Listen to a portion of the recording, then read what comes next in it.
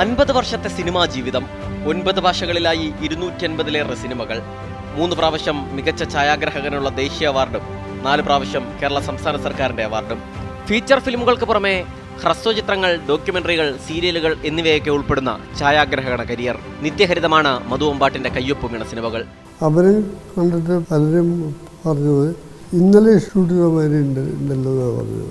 എന്നു വെച്ചാൽ ഇമോഷൻസിന് മാറ്റങ്ങളൊന്നുമില്ലല്ലോ. 30 കൊല്ലം മുമ്പത്തെ ഇമോഷനും ഇപ്പോഴത്തെ ഇമോഷനും ആൾക്കാർക്ക് അത് തന്നെയാണ്. അപ്പോൾ ഇമോഷണലായിട്ടുള്ള ഫിലിംസൊക്കെ എപ്പോഴായാലും അപ്പീൽ ചെയ്യും. George, Bharathan, Adoor Gopalakrishnan, Shaji to certain extent, അതുമാതിരി ആൾക്കാർ ഇപ്പോൾ ഇല്ല. അത്രയും വിഷനുള്ള ആൾക്കാരില്ല. 1973-ലാണ് മധു അമ്പാട്ടിന്റെ സിനിമാ ജീവിതം തുടങ്ങുന്നത്. ഭൗതിക ശാസ്ത്രത്തിൽ ബിരുദം നേടിയ ചെറുപ്പക്കാരൻ പൂനെ ഫിലിം ഇൻസ്റ്റിറ്റ്യൂട്ടിൽ നിന്ന് ഗോൾഡ് മെഡലോടെ പുറത്തിറങ്ങി. ആദ്യം ചെയ്തത് രാമു കാര്യട്ടിന് വേണ്ടി ഇൻഡസ്ട്രിയൽ എസ്റ്റേറ്റ് എന്ന ഡോക്യുമെന്ററി. ആ സബര്യ ഇന്നും തുടരുന്നത് സിനിമയോടുള്ള അടങ്ങാത്ത ഭ്രമം കൊണ്ട് മാത്രം. പരീക്ഷണത്തെ ഇഷ്ടപ്പെടുന്ന മധു അമ്പാട്ട് പുതിയ സിനിമകളെയും പിന്തുടരുന്നത് അടങ്ങാത്ത അഭിനിവേശം കൊണ്ട് മാത്രമാണ്.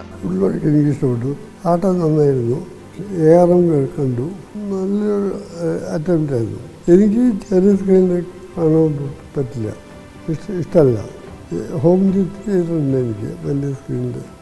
സംവിധായകർ മനസ്സിൽ കാണുന്ന ആശയം ഫ്രെയിമുകളിലേക്ക് ആവാഹിക്കുന്ന മധു അമ്പാട്ട് മാജിക്കിന് പിന്നിൽ പരന്ന വായനയാണ്. ഡെയിലി ഉറങ്ങുന്നതിന് മുമ്പ് ഹാഫ് ആൻ അവറെങ്കിലും ഞാൻ വായിക്കും. എത്ര അടിച്ചാലും ലേറ്റ് അടിച്ചാലും വായിച്ചിട്ട് ഉറങ്ങുള്ളൂ. ഫിക്ഷൻ ഉണ്ടാവും, ഫിലോസഫി ഉണ്ടാവും, ടെക്നോളജിക്കൽ മാഗസിൻസ് ഉണ്ടാവും, എന്തെങ്കിലും വായിക്കണം. 75 പിന്നിട്ടിട്ടും ഇപ്പോഴും സിനിമ എന്ന ലോകത്ത് മധു അമ്പാട്ട് വ്യാപൃതനാണ്.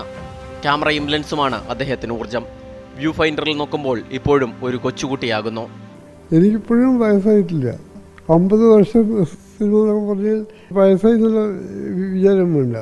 യൂണിറ്റിൽ യങ്ങസ്റ്റ് ഞാനായിരിക്കും എപ്പോഴും. ക്യാമറാമാൻ അഭിലാഷ് തൊഴുവൻകോടിനൊപ്പം അജീഷ് ജയകുമാർ, 24, തിരുവനന്തപുരം.